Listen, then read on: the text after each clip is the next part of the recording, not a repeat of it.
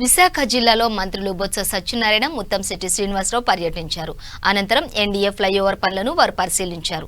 ఎన్నో ఏళ్లుగా పెండింగ్ లో ఉన్న ఫ్లైఓవర్ పనులు వేగవంతం చేశామని మంత్రి బొత్స సత్యనారాయణ తెలిపారు.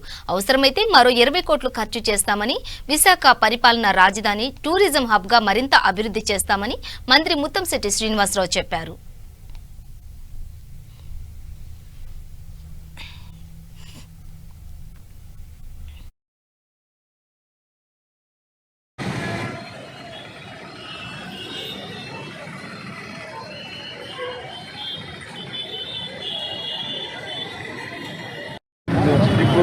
కూడా కంప్లీట్ చేస్తాం.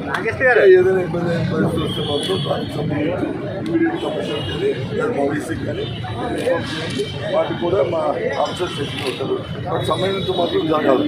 పోలీసు అండ్ కూడా అండ్ కార్పొరేషన్ ఏ ఒక్కరు అవసరం టైం టు టైం ఏదో అవసరం వచ్చినా సరే మనం కూడా ఏ అవసరం వచ్చినా వెంటనే వాళ్ళకి ఇన్ఫార్మ్ చేసి ఆ కార్యక్రమం చేయొచ్చు. ముఖ్యంగా సహాయ సర్వీస్ మనం చూసాం.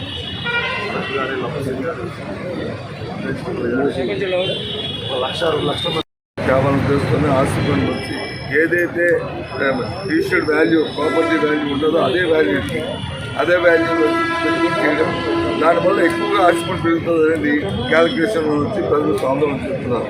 నా దగ్గర కూడా 1-2-3 రిజిస్ట్రేషన్లు కూడా వచ్చాయి. వాళ్ళతో కూర్చోబెట్టేందుకు మాట్లాడాను. అంతా కూడా వాళ్ళు అడిగాను, ఎంత ట్యాక్స్ ఇస్తే మీకు అభ్యంతరం లేదండి సార్. ఇప్పుడున్న విధానం వల్ల అయితే మాకు వచ్చి 4 రెట్లు 5 రెట్లు పెరిగిపోతుంది సార్, ఉన్న ట్యాక్స్ పెరిగిపోతుంది సార్ అన్నారు. 1 రెట్లు పెరిగితే పర్వాలేదా అన్న, అది కూడా ఎక్కువ సార్ అన్న. ఎంత పెంచాలన్న ఉన్నదానికంటే ఒక 20% పెరిగితే మాకు అభ్యంతరం లేదు సార్ అని చెప్పి అన్నారు. అంతేనా అన్నాం. అంతే అన్నాం. ముఖ్యమంత్రి గారితో సమావేశం జరిగింది. ఈ విషయాలన్నింటినీ కూడా ఏమని చెప్పి సీఎం గారు ఒకటే చెప్పారు, ఎవరికి ఇబ్బంది లేకుండా చేయండి అని చెప్పి ఇప్పుడు ఇచ్చిన చర్చ జీవో ప్రకారము ఇప్పుడు కూడా ఒకవేళ ఎలక్షన్ అయిన తర్వాత కౌన్సిల్స్ వచ్చినప్పటికీ కూడా